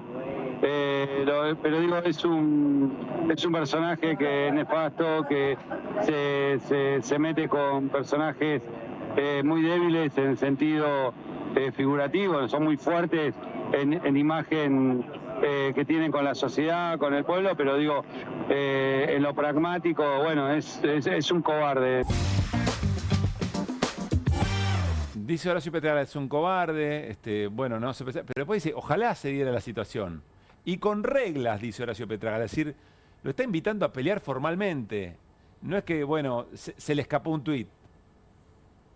Estamos hablando de acción y de reacción. No estoy celebrando nada, estoy tratando de mostrarles qué es lo que está pasando en el dolor a flor de piel de un sector de la sociedad por su líder encarcelada y las provocaciones de siempre, la tormenta perfecta. José Glinsky, diputado nacional por la provincia de Chubut, también conversando con nosotros, fue director de la Policía de Seguridad Aeroportuaria. Y miren la anécdota, le preguntamos por lo mismo, y escuchen con atención la anécdota que cuenta de hoy por la mañana, algo que pasó en la legislación, en la Comisión de Legislación Penal en Cámara de Diputados. Miren. Caminando hacia ahí, me cruzo con una diputada libertaria que, riéndose, me dice, así que andan llorando por los rincones a su santa. Y yo tenía ganas de fajarla, pero soy muy sincero. Entonces vos me preguntás por la violencia social y la convivencia, y hay un clima latente. Y además es algo que nosotros, por lo menos yo de lo personal, y con algunos compañeros, venimos conversando desde ya la previa a la asunción de Javier Milei. La idea de que la violencia social y la violencia política es un componente de la vida de esta Argentina contemporánea, me parece que quedó sobre todo clavado y marcado en otro de los hechos que nos conmocionó y que de la cual yo también tuve bueno, me tocó estar cerca, que fue el atentado contra Cristina. Son las dos cosas, ¿no? El diputado dice, yo estaba caminando, se acerca una diputada libertaria y me dice, andan mal, andan llorando a la santa. Y él cuenta que le dio ganas de reaccionar. No, me parece que no es poca cosa, ahora le pregunto a Eduardo, pero no es poca cosa. Vamos a sumarle más cosas. Eduardo Feynman, en el momento, no sé si son en los momentos previos o es de algunas horas, creo que es de hace un rato. Eduardo Feynman. Puentes pesados. Por ejemplo, Videla, ¿no? Ese horroroso tipo que terminó muriendo cagando en un inodoro. Me encantó. ¿Y por qué no con Cristina? ¿Por qué no? Si los dos son horrorosos. Uno por robar bebés, matar gente, torturar, tirarlos al río. Y la señora esta por robar. A mí me encantó ver la imagen de Videla morir cagando en un inodoro. No le deseo lo mismo a Cristina, obviamente, pero ¿por qué no las mismas condiciones? ¿Por qué un delito sí, otro no? Y Jonathan Viale, también, en esta imagen, con una, vamos a compartirla, con una taza que tiene escrito sobreimpreso la sentencia, el fallo de la Corte. Hoy le preguntaba a Carlos Heller, colega en la Cámara, le enumeraba estas situaciones y Carlos Heller solo dijo viva el cáncer, es decir, trajo la imagen que se utilizaba en aquel momento con la muerte de Eva Perón. Yo no sé cuánta diferencia hay respecto al tema, pero estas cosas, Eduardo, ¿estamos exagerando en la preocupación, Eduardo? ¿O nos quedamos en el tiempo con estas preocupaciones? No quiero vivir en una sociedad así. No sirve. No sirve.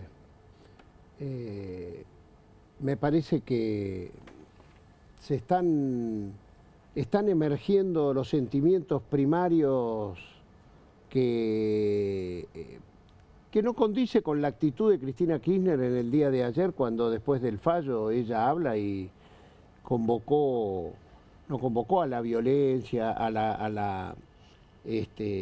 odio.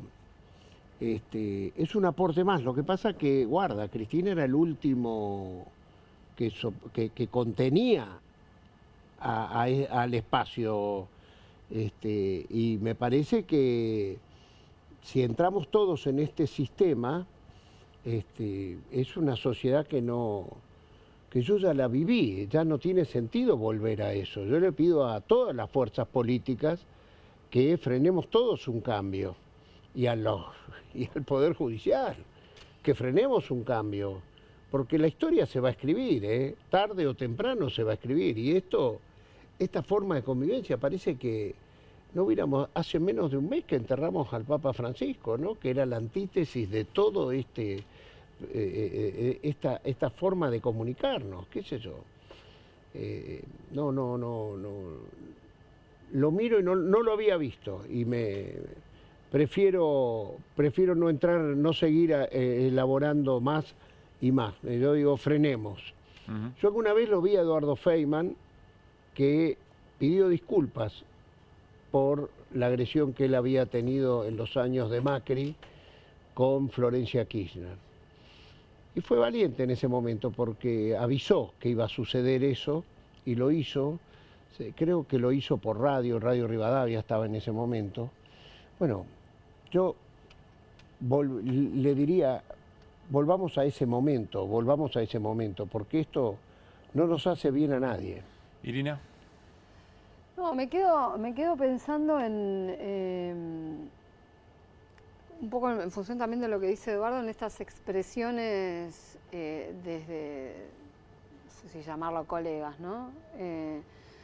Tan extremas. Para mí esto no es periodismo de periodista, perdón, ¿no? No. A ver... no referenciarnos a esto me parece que... No, y yo siempre vuelvo, lamentablemente, y hoy se me volvió a representar un poco la cuestión porque está mencionada el pedido de prisión domiciliaria de Cristina al momento del atentado contra ella, ¿no? Sí. Y a un momento de violencia emergente que no advertimos, ¿no? Pero donde estos comunicadores, o no sé cómo llamarlos, hacían este tipo de cosas también, ¿no? Subiéndose a una ola discursiva que venía de la política, ¿no? Y que ¿vos te acordás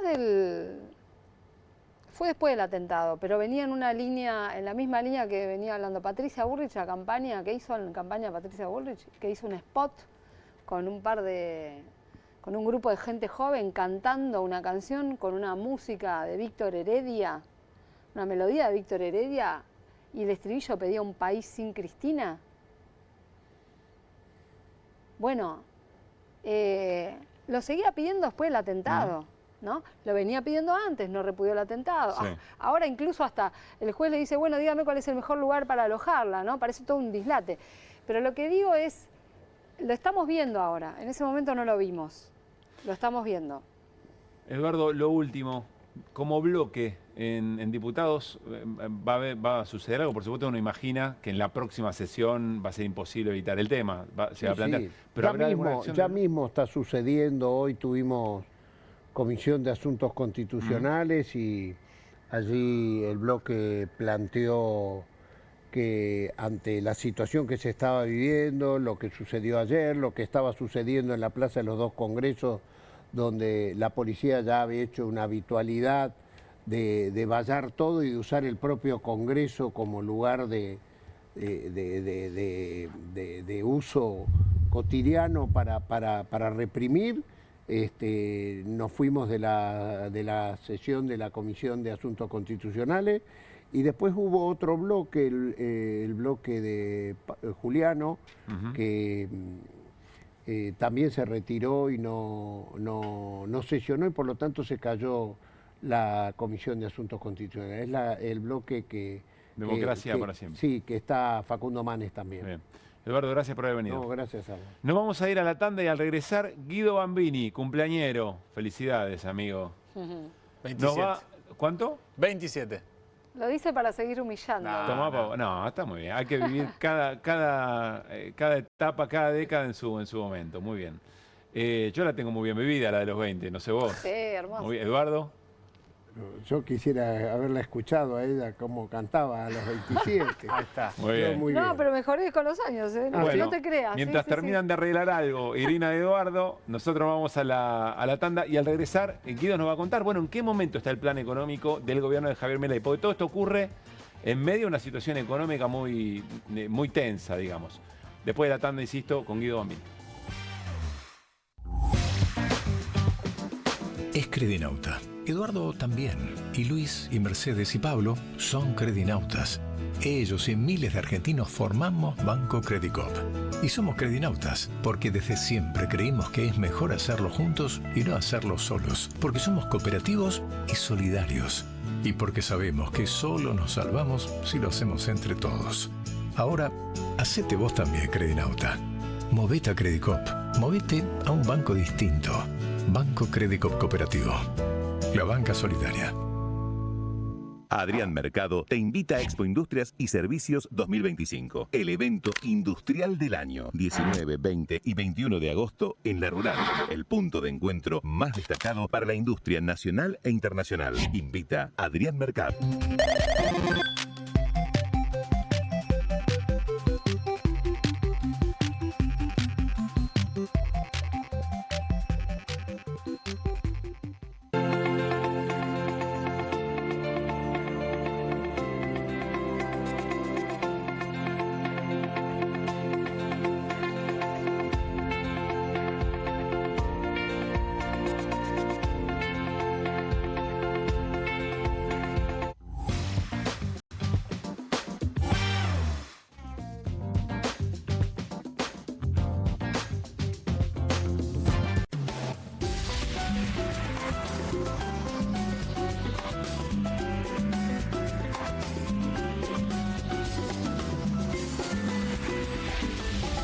Polenta. ¿Pobre? Pobre el que no la probó nunca. Martes con queso, viernes con estofado. Pobre la ollita de la abuela que tira y tira y tira. Presto Pronta. Pobre quien se la pierda. Las casas usan diferentes perfumes. Eligen oler a café en la mañana, a veces a ropa recién lavada y otras a madera. Pero cuando quieren oler a limpio, eligen Prosenex. Sentí el perfume de la limpieza. Prosenex, limpieza que se siente.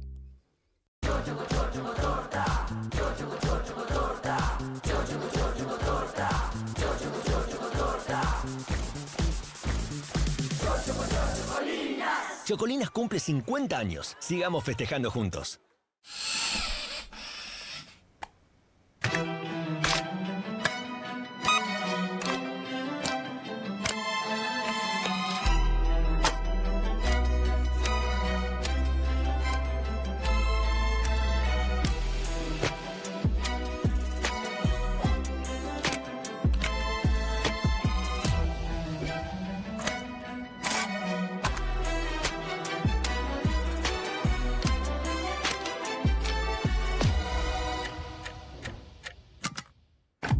Ponele Filco.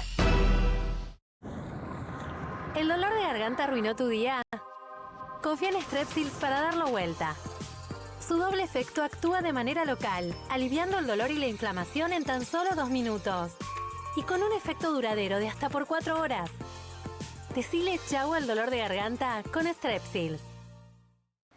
Que alguien traiga el postre, ¿no? Que alguien saque la cofler de la alacena, que me muero de ganas.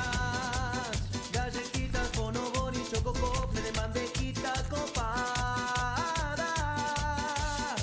no te mueras de ganas de comer de postre las Choco Cookies de Kofler. 1, 2. Bueno, dale, arranca. ¡Pará! ¡Mike! Van a hacer el video con el inodoro con manchas de sarro. Pero si siempre uso lavandina. Eso no lo remueve. ¿Por qué no probás limpiando con Harpic? Que llega a los rincones más difíciles, eliminando por completo el sarro y desinfectando. ¡Vamos! Para cualquier desafío que te dé el inodoro, nada mejor que Harpic. No te compartas los datos del celu. ¿Salís? Conectate al ahorro. Con Telecentro Wi-Fi prepago podés tener el giga más barato para usar internet fuera de tu casa. Conseguilo en Mercado Pago y disfrutá 10 gigas desde 699 pesos. Telecentro, conectando con vos. Bienvenido a todo Latinoamérica. Caras TV llegó a DirecTV, el canal de las celebridades. Entretenimiento exclusivo las 24 horas del día. Más Caras, con la conducción de Héctor Maugeri. Red Carpet, Caras News, Caras Realeza, Caras Fashion, Caras TV. Llegó a DirecTV. Contenidos exclusivos para toda Latinoamérica. Estudia en la Facultad de Comunicación y en la mayor redacción de América. USBA, Universidad del Sur de Buenos Aires. La Universidad del Grupo Perfil. Licenciatura en Comunicación Periodística. Licenciatura en Comunicación Institucional. Títulos con reconocimiento oficial y validez nacional. Inscribite a las reuniones informativas en universidad@perfil.com. Aprende comunicación dentro de un medio de comunicación. USBA, Universidad del Sur de Buenos Aires.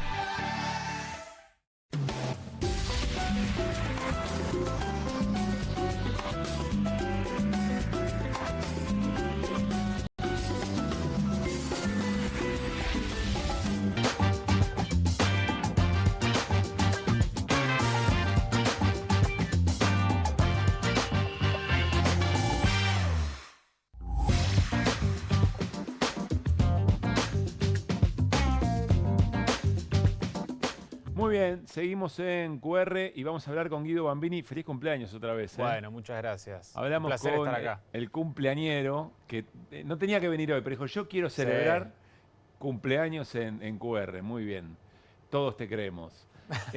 Vamos a hablar sobre el momento del plan económico del gobierno de Javier Milei con esta portada.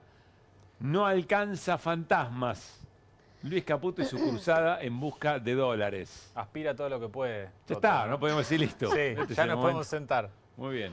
Bueno, a ver, Guido, ¿por dónde arrancamos? Bueno, arrancamos con lo que venimos diciendo permanentemente todas las semanas, ¿no? La necesidad permanente de un modelo que necesita, valga la redundancia, de dólares todo el tiempo para poder sostener este tipo de cambio en el centro de la banda, ¿no? En esta zona de 1.200 pesos del tipo de cambio. Y también poder mostrarle al FMI que alguna tarea en materia de acumulación de dólares está haciendo el gobierno. Porque hasta ahora la verdad que no viene comprando, no viene acumulando de forma genuina los dólares, que debería hacerlo. Y tiene que cumplir con una meta que estaba en primera instancia pactada para junio y que se la pasó, le hizo una gauchada al Fondo Monetario Internacional y se la pasó para julio. Pero lo cierto es que le falta 5.000 millones de dólares. Bueno, hay algunas placas para poder ir viendo qué mecanismos. Bueno, acá lo expresaba el día de ayer muy claramente la tapa de Clarín, ¿no? Apremiado por la falta de reservas, el gobierno sale a buscar más dólares. Bueno, y vemos en la siguiente placa cuáles son los mecanismos que buscó o que va a buscar tanto el Banco Central como el Ministerio de Economía para absorber estos dólares, para tener estos dólares. Primera instancia, una nueva emisión de letras y de bonos del Tesoro Nacional, que se van a suscribir en dólares. Pretende captar por lo menos 1.000 millones de dólares todos los meses de acá a fin de año por la vía de este endeudamiento con el sector privado. Tanto residentes, o sea, cualquier agente del mercado local, como no residentes. Puede comprarlos suscribiendo en dólares. Un punto importante, muy importante te diría, que es una señal de alerta, que es algo que sucedió en el 2018, que le sucedió al gobierno de Macri. O sea, Caputo ya lo hizo en el 2018. Caputo ya lo hizo, exactamente. Es la eliminación de una medida macroprudencial, ¿no? Que tiene un nombre medio sofisticado, pero básicamente es la eliminación de un plazo mínimo de permanencia para este tipo de capitales no residentes en el país, capitales golondrinas se le dice, que vienen a la Argentina, vienen con dólares, que es en definitiva lo que busca el gobierno, compra algún instrumento y rápidamente, en poco tiempo, cuando hacen una ganancia, vuelven a dólares y se van, ¿no? Hacen la famosa bicicleta financiera o carry trade. Bueno, se eliminó el plazo mínimo. Digamos, esto es una señal de alerta, todo el mundo lo plantea, digo, hasta los más ortodoxos en términos económicos plantean que esto era algo que supuestamente habíamos aprendido, o que el gobierno supuestamente había aprendido, bueno, y nos desayunamos en estos días, esto es del lunes. Porque te vuelve muy volátil toda la escena. Exactamente, vos imagínate que te puede generar una corrida desordenada. Claro. Si los capitales golondrinas que entran a comprar este tipo de instrumentos, por alguna circunstancia, ante, digamos, volatilidad del tipo de cambio, se quieren ir, bueno, acelera ese tipo de corridas, ese tipo de volatilidades. Bueno, y la segunda cuestión, que el día de hoy se dio a conocer el monto y la tasa, es un repo, un nuevo endeudamiento con bancos. ¿Qué es un repo? Es un préstamo de corto plazo, que Bien. tiene que dar una garantía, en este caso, el gobierno argentino, el Banco Central. Bueno, fue por 2.000 millones de dólares. En este caso, se suma a un repo que se había hecho en diciembre por 1.000 millones de dólares, con una tasa un poquito más elevada, pero una tasa alta también la de ahora, ¿no? De 8,25% la tasa. Son dólares que están pidiendo, dólares alquilados, para mostrar que efectivamente van a cumplir. Igualmente no creo que lleguen a cumplir la meta de reservas de fin de año, y que rinden un interés. Hay que devolverlo y hay que pagar un interés de 330 millones de dólares. Más allá de lo específico, son las acciones que el gobierno va tomando y sacando esos plazos o a esa tasa y a ese monto por la preocupación que tiene por los dólares. Y le hace confesar al gobierno su desesperación por los dólares. Exactamente, exactamente. Y la necesidad de mostrarle al mercado certidumbre en términos de la acumulación de dólares. Y bueno, y como última instancia, digo, está toda la cuestión financiera, ¿no? La necesidad de acumulación de dólares que tiene el gobierno. Y queda en evidencia, en lo último que quiero traerles, digamos, cómo se contrapone con la economía real, ¿no? Cómo hoy veíamos en diferentes noticias, en la próxima placa queda de forma muy ilustrada, ¿no? Digo, trabajadores de Georgalos, todos sectores de alimentación. Esto es hoy, cortando la autopista panamericana por los despidos. Trabajadores de Georgalos. Exactamente. También en la histórica fábrica de caramelos Lipo, y bueno, y también en Lácteos Verónica, ¿no? El sector de alimentos muy golpeado, ¿no? Hoy salió el dato de capacidad instalada. Cuando lo comparás con no la crisis del primer cuatrimestre del año pasado, que estaba todo por el piso, sino con el mismo mes del 2023, te encontrás con que estás un 15% abajo todavía, la capacidad instalada industrial. Estás evitando compararlo con un año muy malo para que la estadística no te juegue en contra. Claro. Lo comparás con un año normal, ponele. Con un año normal y te da un 15% para abajo, ¿no? Para ver esas dos caras de la Argentina, la economía real, digo, y nuevos despidos, suspensiones, atrasos de pago para los laburantes, y por el otro lado un gobierno desesperado por captar dólares de donde sea para poder sostener este tipo de cambio y poder sostener también a futuro la desinflación, ¿no? Que es la gran bandera hasta octubre de este gobierno. Enseguida hablamos con Guido sobre el dato de inflación de mañana que nos adelantó Guido, el gobierno lo va a gritar como un gol. Enseguida nos metemos con eso. Volvamos a Cristina Fernández de Kirchner, proscripta día 1, y vamos a saludar, si está en condiciones, a Carlos Minucci, que es el secretario general de del personal superior de empresas de energía. Hola Carlos, ¿cómo estás? Muy buenas noches. ¿Qué tal? ¿Cómo estás vos? Bien, bien, bien. Bueno, gracias por atendernos como referente gremial, como referente sindical. La pregunta sería, ¿y ahora qué? ¿Cómo están organizando, cómo se está pensando de los sindicatos después de la condena a Cristina? Bueno, los sindicatos seguimos sosteniendo la gran problemática que estamos sufriendo. Bien lo escucho en el informe económico de recién, como en todos los frentes industriales, los frentes de la industria, están todos los frentes realmente en crisis, el sistema energético está en crisis, y este gobierno que apunta a la destrucción no solo del Estado, sino de la sociedad argentina, bueno, estamos realmente mal. Creo que lo que ha pasado con Cristina es el punto final para poder reaccionar hacia un ataque de un grupo de terroristas económicos que están destruyendo la Argentina, y a la vez solicitándole a la CGT que cumpla su rol de defensa de los trabajadores y de la democracia, porque hoy la democracia está en riesgo. ¿Y qué implicaría eso? ¿Qué le están pidiendo a la CGT en concreto, Carlos? Nosotros le estamos pidiendo en concreto a la CGT que llame ya a un paro general y a una movilización para decirle al gobierno que basta con el ataque a los derechos laborales, a los derechos democráticos y basta de atacar los frentes que está atacando, que son los jubilados, la salud y bueno, creo que el único que falta en esta escena jugar es la CGT como real... Pero hubo un comunicado de la CGT, ¿no? De repudio a la condena de la Corte. Sí, acá los comunicados ya no sirven, acá hay que empezar a trabajar. El peronismo tiene que ganar la calle, estamos trabajando, ganando la calle. Creo que en estos momentos las universidades están siendo tomadas. Hoy tuvimos el Garraham, tuvimos los jubilados, estamos frente a la casa de Cristina. Ayer estuvimos en el Partido Justicialista, seguimos trabajando en la organización de diferentes movilizaciones para darle un corte a esto que es una impunidad total generada desde el Partido de la Justicia, desde el Partido de la Derecha y de todo aquello que desde afuera nos están trayendo para complicarnos más la vida a los argentinos, que ya está bastante complicada. Y bueno, creo que estamos entrando en una etapa mucho peor que la del 2001, ¿no? ¿Por qué peor que la del 2001? Mirá, que estás comparando con algo muy, muy trágico, digamos, ¿no? Y porque el 2001 veníamos de una estabilidad, porque en ese momento surge, el estallido surge a través de la retención del retiro de los bancos. En ese momento es la crisis en los bancos. Hoy tenemos crisis en los medicamentos, tenemos crisis en la comida, tenemos crisis de trabajo, tenemos crisis de falta de dólares, tenemos crisis de falta de salarios.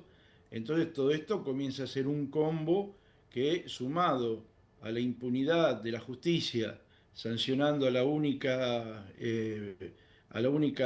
política que podía enfrentarse a este gobierno, le cometen la tropelía de juzgarla, de ponerla como presa, pero bueno, lo que han desatado son los grandes reacciones del peronismo que se están viendo hoy en la calle. Tenemos... A ver, Carlos, te hago una pregunta ahí, porque venimos de él, ¿qué quilombo se va a armar si la tocan a Cristina? La gatillaron, intentaban asesinarla y mucho no ocurrió. Hay quien dice tampoco Cristina tenía mucha intención de generar esa movilización, pero los líderes no deciden los grandes acontecimientos en la calle, ocurren. Ni los pueden generar por voluntad ni los pueden frenar si efectivamente eso pasa. Y venimos además en estos tiempos de cierta apatía, poca participación electoral, algunos secretarios generales contando que les cuesta, cuando convocan les cuesta movilizar. ¿Vos decís que que el encarcelamiento de Cristina puede modificar en algo eso?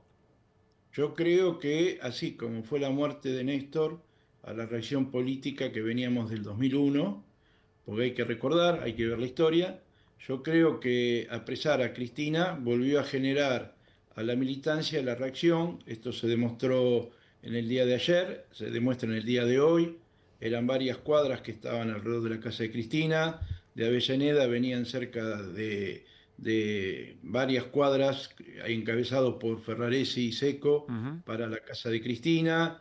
Y bueno, creo que se han pegado un tiro en el pie, porque en este momento el peronismo se está uniendo con otros partidos de corte nacional y popular. Y bueno, creo que han despertado la conciencia de que hay que defender la Argentina de todos los ataques que se están recibiendo. Y vuelvo a repetir, nosotros no queremos enfrentar a nadie, lo único que le estamos pidiendo a la CGT es un paro general para que la gente se pueda movilizar, para que la gente no tenga problemas en su trabajo, que si falta lo puedan echar, y no tenemos todavía respuesta de la CGT. Lo que sí le estamos pidiendo, que si no están en condiciones de afrontar este momento histórico y político, que den un paso al costado y que le permitan a los dirigentes que puedan representar al movimiento obrero estar al frente de la CGT para enfrentar este gobierno totalmente atentatorio contra los intereses del pueblo, de los jubilados. Bueno, ya perdóname, lo habíamos Carlos, esto que decís, que si la CGT no va a actuar y no está a la altura, que dé un paso al costado, ¿lo dice Carlos Minucci o son varios secretarios generales dentro de la CGT que lo están planteando? Hoy lo digo yo, los demás lo dirán en su momento. Lo digo yo porque son muchos años de trabajo, son muchos años de lucha. Yo vengo luchando hace muchos años por un Estado fuerte. Perdimos con la Comisión Nacional del Gremio Estatales en la época de Saúl Ubaldini las empresas estatales. Hoy seguimos con el mismo problema después de 34 años con todas las empresas del Estado.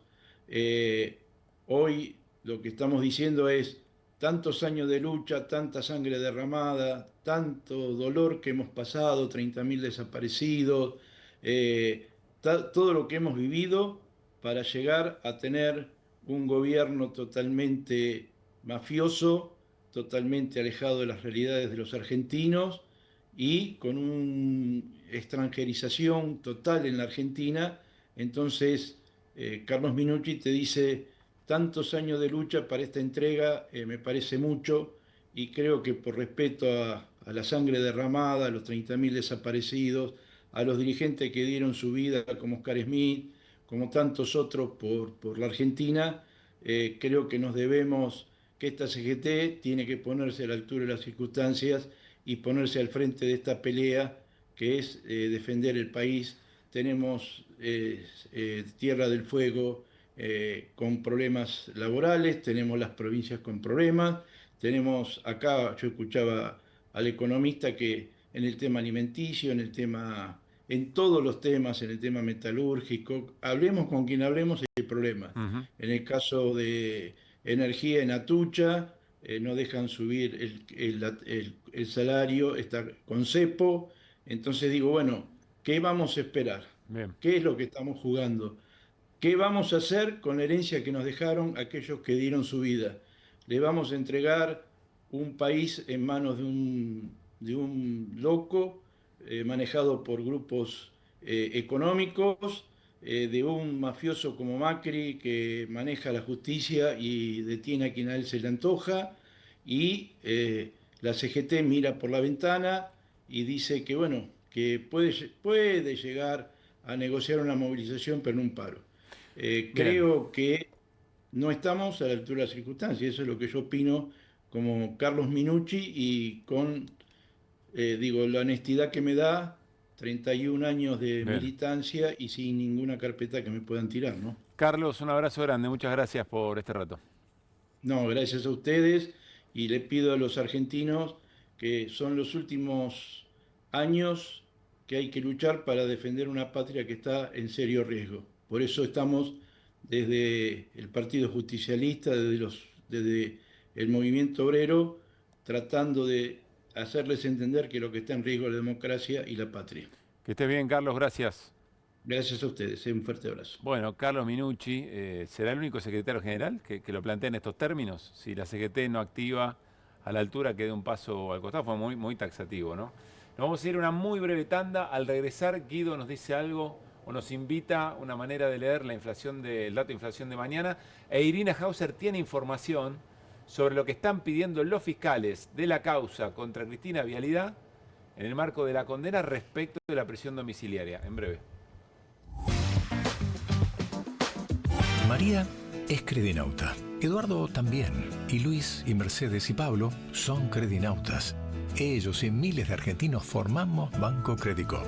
Y somos credinautas porque desde siempre creímos que es mejor hacerlo juntos y no hacerlo solos. Porque somos cooperativos y solidarios. Y porque sabemos que solo nos salvamos si lo hacemos entre todos. Ahora, hacete vos también, credinauta. Movete a Credicop. Movete a un banco distinto. Banco Credicop Cooperativo. La banca solidaria. En Pilar, contamos con Mimuni, nuestra herramienta digital de atención ciudadana para solicitar turnos, realizar trámites y gestionar reclamos de manera ágil y cercana. Descárgate la app o chatea con nosotros por WhatsApp a través de 11 52 38 68 64. Las 24 horas del día. También podés acercarte a cualquiera de nuestros puntos Muni de lunes a viernes de 8 a 18 horas y los sábados de 9 a 15 horas. En Pilar, seguimos acercando el Estado a todos y todas las pilarenses. Pilar presente con futuro.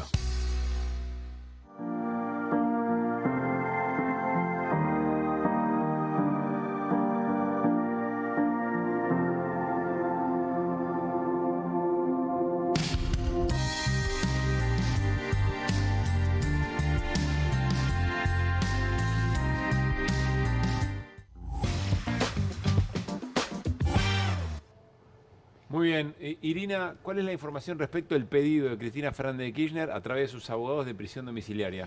Ella, como bien decís, bueno, planteó de inmediato el pedido de que de cumplir la pena con la modalidad de prisión domiciliaria. El juez Jorge Gorini, integrante del Tribunal Oral Federal 2, que está con el tema de la ejecución de la pena, ya ordenó un estudio socioambiental. Eso es algo que se hace antes de decidir si a alguien le dan la prisión domiciliaria. Se va al domicilio que ofrece, se le hace una entrevista, bueno, y se vale una cantidad de cuestiones.